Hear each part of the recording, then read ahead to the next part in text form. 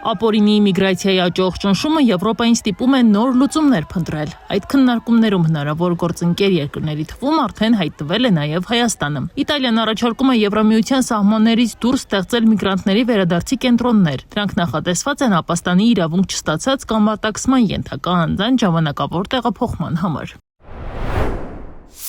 Խոսքը վերաբերում է երրորդ աշխարհի պետությունների մասին եւ ոչ թե պետությունների, որոնք ընկալվում են որպես քաղաքակիրթ պետություններ եւ ունեն հավակնություններ կամ հնարավորություն ապագայում դառնալու Եվրոպական միության անդամներ։ Իհարկե պետք է նաև նկատի ունենանք, որ սա ոչ թե այսպես հաստատված փաստ է, այլ սա նախաձեռնություն է Իտալիայի կողմից։ Սակայն այս նախաձեռնությունը նոր չէ, այն առաջին անգամ ներկայացվել էր դեռ անցյալ տարվա հունիսին Եվրոպական խորհրդի նիստում։ Այդ ժամանակ դրան աջակցություն էր հայտնել նաև Դանիայի եւ Նիդերլանդների վարչապետները։ Այդ փուլում սակայն Հայաստանի անունը չէր շրջանառվում։ Հարց է առաջանում, ինչու է հիմա Հայաստանը հայտնվել հնարավոր գործընկեր երկրների ցանկում։ Այնտեղ մի այսպիսի ձևակերպում էլ կա տարածաշրջաններ,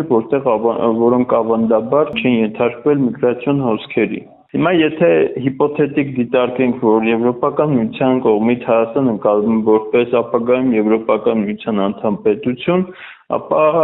ողջամտորեն պետք է որ Հայաստանը այս ցանկում չլիներ, որովհետև միգրացիոն ճամբարները Հայաստանում ապագայում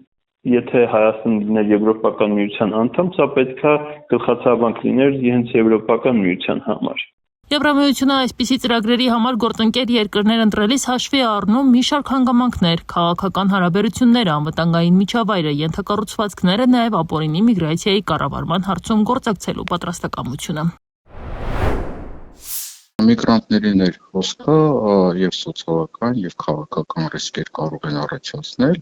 մյուս կողմից նաեւ աշխատատեղերի խնդիր կա, աշխատուժի խնդիր գոյություն ունի նաեւ Հայաստանում։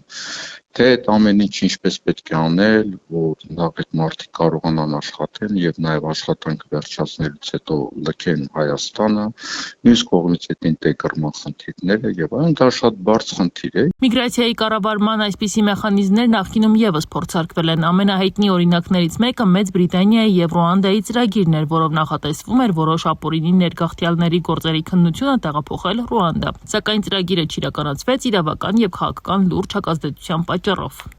Եվրոպան միշտ փորձում է գտնել ինչ-որ երկրներ, որտեղ կարողանան այդ միգրանտների մի մասին տեղավորել եւ իրենց երկրներից անել։ Միգրանտների հոսքը նաև հարցեր է առաջացնում ընդունող երկրների համար։ Այդ մարդիկ կարող են լրացուցիչ ճնշում ստեղծել սոցիալական համակարգերի, բնակարանային պայմանների, առողջապահական եւ անվտանգության կառույցների վրա։ Եվրոպական մի շարք երկրներում հենց այս հարցերն են դարձել քաղաքական հիմնական վեճերի պատճառներից մեկը։ Տեղական համայնքները հաճախ բարձրացնում են ինտեգրման, աշխատաշուկայի եւ հանրային ծառայությունների ծանրաբեռնվածության խնդիրները։ Եթե ինչ-որ միգրանտներ հայտնվում են երկրում, ապա նրանց իրավունքները պետք է պաշտպանվեն։ Այսինքն իրենց ուղղակիորեն չեն կարող երկրից հանել, այսինքն պետք է դատական գործընթաց լինի առաջի աջան, երկրորդ, երրորդ եւ այլն, եւ դա կարող է տարիներ տևել եւ այդ ընթացքում նաեւ այդ երկրները պետք է ապահովեն այդ մարդկանց ապրուստը, կեցավայր, սնունդ, շորեր եւ այլն եւ այլն։ Հայաստանի անունը հնարավոր գործընկեր երկրների ցանկում հայտնվելու մասին հրապարակումներից մեկ օր անձարձագանքեց նաև պաշտոնական Երևանը։ Արտաքին գործերի նախարարությունը հայտարարեց, որ Հայաստանում Եվրամիության անդամ երկրների անօրինական միգրանտների վերադարձի կենտրոն ստեղծելու որևէ առաջարկ չի ստացել եւ նման հարց հայկական կողմի հետ չի քննարկվել։